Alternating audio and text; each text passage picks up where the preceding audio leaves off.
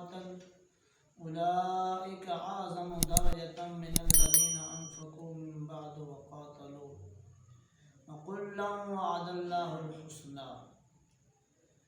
محبوب صلی اللہ علیہ وسلم کے پیارے صحابہ کرام، اللہ نے انہیں بہت عظمت و شان عطا فرمائی۔ ان کا بہت بڑا مقام ہے کیونکہ وہ میرے محبوب کے صحابہ ہیں، میرے محبوب کی بارگاہ میں بیٹھنے والے ہیں، محبوب کی ذات پر اپنا جان اور مال سب کچھ قربان کرنے والے ہیں۔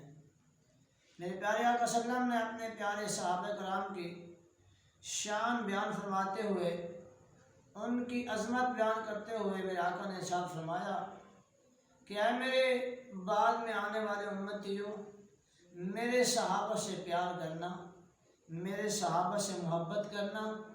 حضرت عبداللہ بن مغفل رضی اللہ تعالیٰ عنہ سے روایت ہے، فرماتے ہیں قال رسول اللہ صلی اللہ تعالی علیہ وسلم اللہ فی اصحابی لا تتخذوهم غرضا بعدی فمن احبهم فبحبی احبهم۔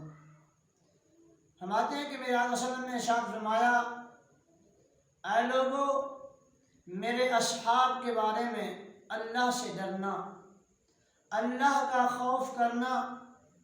ہمارا لا تتخذوهم بعدی غرضا، لا تتخذوهم غرضا بعدی، میرے جانے کے بعد، میرے پردہ فرمانے کے بعد میرے صحابہ کو اپنی تنقید کا نشانہ نہ بنانا۔ ہمارے لوگوں فمن احبهم فبحبی احبهم، جس نے میرے صحابہ سے محبت کی گویا اس نے میری وجہ سے ان سے محبت کی، ان کی یہ محبت میرے ساتھ ہے۔ فبحبی احبهم، پس میری محبت کی وجہ سے ان سے محبت کی۔ من ابغضهم فببغضی ابغضهم، اور جس نے میرے محبوب میرے صحابہ سے بغض رکھا، ہمیں اس نے میرے بغض کی وجہ سے بغض رکھا، یعنی اس کا اصل بغض میری ذات کے ساتھ ہے، اسی وجہ سے میرے صحابہ سے بغض رکھ رہا ہے۔ اور ہمارا من آذاہم فقط آذانی، اے لوگوں، جس نے میرے صحابہ کو اذیت دی گویا اس نے مجھے اذیت دی۔ ومن آذانی فقط آذ اللہ، جس نے مجھے اذیت دی اس نے اللہ کو تکلیف دی۔ ومن آذ اللہ یوشک ان یاخذہ، اور جس نے اللہ کو اذیت دی عنقریب اللہ اس کی پکڑ فرمائے گا۔ اور ان بطش ربک لشدید، اے لوگوں، تمہارے رب کی پکڑ بہت زیادہ سخت ہے، ہمارے اللہ کی پکڑ سے بچ جاؤ، میرے صحابہ سے محبت کرو، میرے صحابہ سے پیار کرو۔ اس روایت کو حضرت عبداللہ بن مغفل سے جو روایت کی گئی ہے، اس کو کثیر محدثین کلام نے اپنے نسخوں میں درج فرمایا۔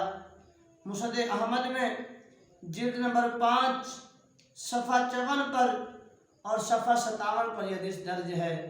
سنن ترمذی میں جلد نمبر 5 حدیث نمبر 696 میں یہ درج ہے۔ التاریخ الخطیب میں یہ حدیث روایت ہے۔ اسی طریقے سے یہ حدیث مختلف اسناد سے مسند احمد میں بھی اور جگہوں پر بھی روایت ہے، اور اسی طرح جو ہے یہ روایت ابن حبان نے مورد الزمان میں اس حدیث کو ذکر کیا ہے۔ یہ حدیث کثیر طرق سے مروی ہے، کثیر اسناد سے مروی ہے۔ اسی طرح میرے آقا نے ارشاد فرمایا، اے لوگو لا تسبوا اصحابی، میرے اصحاب کو گالی نہ دینا۔ والذی نفسی بیدہ لو ان احدکم انفق مثل احد ذهبا ما ادرک مد احدہم ولا نصیفہ۔ یہ حدیث مسند احمد میں، صحیح بخاری میں، سنن ابی داود میں، ترمذی میں، ابن ماجہ میں، یہ کثیر کتب احادیث میں یہ حدیث درج ہے۔ محبوب نے فرمایا، لوگو، میرے صحابہ کو گالی نہ دینا۔ ہمارے صحابہ کی شان کیا ہے، صحابہ کی عظمت کیا ہے۔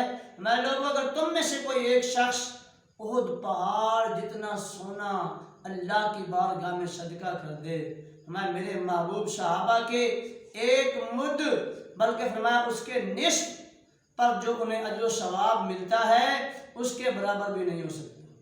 یعنی معلوم ہوا کہ صحابہ کے بعد کوئی جتنا مرضی سخی ہو، جتنا مرضی عبادت گزار ہو، صحابہ کی شان کو نہیں پا سکتا۔ ایک ادنا صحابی کسے کہتے ہیں؟ ہمیں صحابی وہ شخص ہے جس نے حالت ایمان میں محبوب کی زیارت کی ہو یا محبوب نے اسے ملاحظہ فرمایا ہو، اس کو صحابی کہا جاتا ہے۔ چاہے ایک گھڑی کے لیے کیوں نہ ہو، تو محبوب کے جتنے صحابہ ہیں سارے عظمت و شان والے ہیں، سب کی عظیم شانیں ہیں۔ ہمیں تم ساری زندگی خرچ کرتے رہو، حتیٰ کہ احد پہاڑ کے برابر سونا اللہ کی بارگاہ میں خرچ کر دو تو میرے صحابہ کے ایک مد کو یا اس کے آدھے کو بھی تم نہیں پہنچ سکتے۔ یعنی انہیں ایک مد پر یا آدھے مد پر جتنا اللہ نے ثواب عطا فرمانا ہے تم احد پہاڑ کے برابر صدقہ کر کے بھی اس کو نہیں پہنچ سکتے۔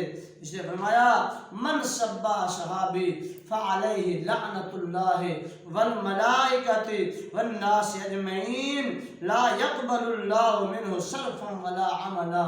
اے لوگوں، میرے صحابہ کے بارے میں کوئی کمی زیادتی کے الفاظ نہ کہنا، انہیں گالی نہ دینا، انہیں اپنی تنقید کا نشانہ نہ بنانا۔ ہمیں میرے صحابہ کو گالی دینے والے پر اللہ کی لعنت ہے، فرشتوں کی لعنت ہے، تمام لوگوں کی لعنت ہے۔ ہمیں ایسا صحابی، چاہے وہ حاجی ہو، چاہے غازی ہو، چاہے نمازی ہو، چاہے وہ کسی سے محبت کا دعویٰ کرنے والا ہو، ہمیں اس کے نہ نفل قبول ہیں نہ فرض قبول ہیں۔ اے لوگوں، میرے صحابہ سے پیار کرنا، اگر اپنی خیر چاہتے ہو، اپنے لیے آخرت بہتر چاہتے ہو، ہمیں صحابہ سے پیار کرنا، صحابہ سے محبت کرنا۔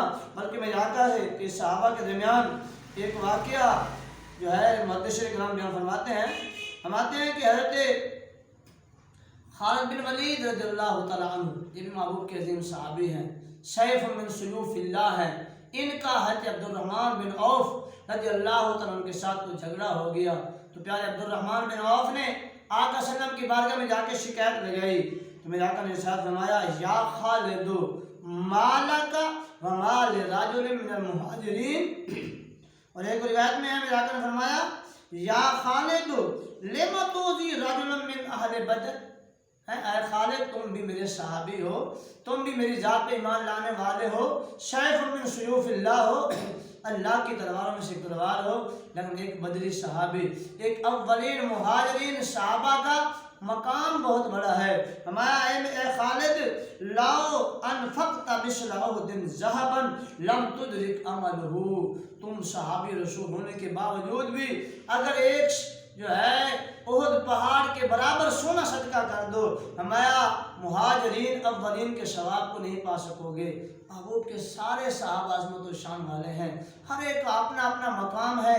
ہاں، جس طرح اللہ کے تمام نبی نبوت و رسالت میں برابر ہیں، فضیلتیں اپنی اپنی ہیں، اس طرح محبوب کے صحابہ، سارے صحابہ وصف صحابیت میں وہ برابر ہیں۔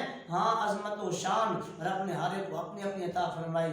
صدیق کا اپنا مقام ہے، عمر کی اپنی شان ہے، پیارے عثمان کا اپنا مرتبہ ہے، پیارے علی کا اپنا مقام ہے۔ اللہ نے ہر ایک کو مقام عطا فرمایا، تو محبوب کے جو صحابہ بھی ہیں ہمیں ان سے پیار کرنا چاہیے، چاہے وہ پیارے ابو سفیان ہوں، چاہے وہ پیارے محبوب کے صحابی حضرت علی رضی اللہ عنہ ہوں، صحابہ کرام میں سے چاہے حسنین کریمین ہوں، چاہے شیخین کریمین ہوں۔ اللہ ہم سب کو محبوب کے سب صحابہ سے پیار و محبت کرنے کی توفیق